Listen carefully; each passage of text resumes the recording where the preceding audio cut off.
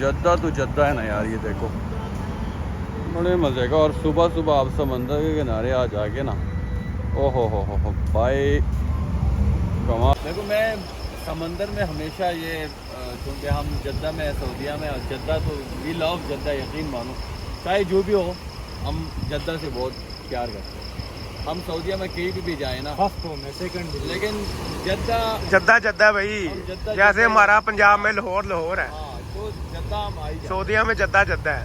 और फिर ना जद्दा में आपको पता है, हम जब एक्सप्लोर करेंगे तो आपको दिखा देंगे कि जद्दा में जो मेन जगह है टूरिज़म के हवाले से और हिस्टोरिकल हवाले से आपको एक्सप्लोर करेंगे।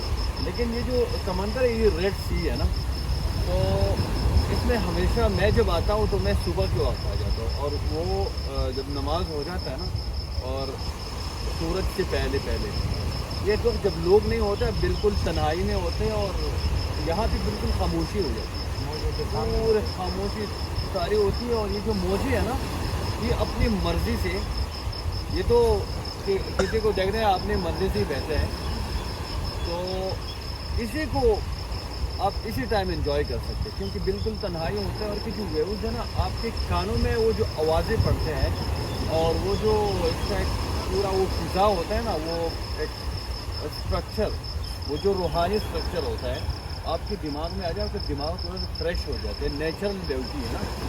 तो इसी टाइम यकीन मानो समंदर का जो मज़ा होता है ना मिल जाता है।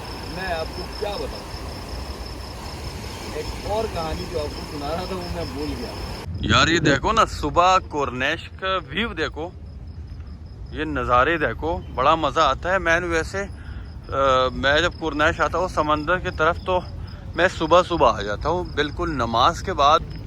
ये जो समंदर के किनारे बिल्कुल खामोशी होती है ना, और ये व्यूज़ जो है ना, आप एक्चुअली अकेले तन्हाई में बैठ के ना एंजॉय कर सकते हैं।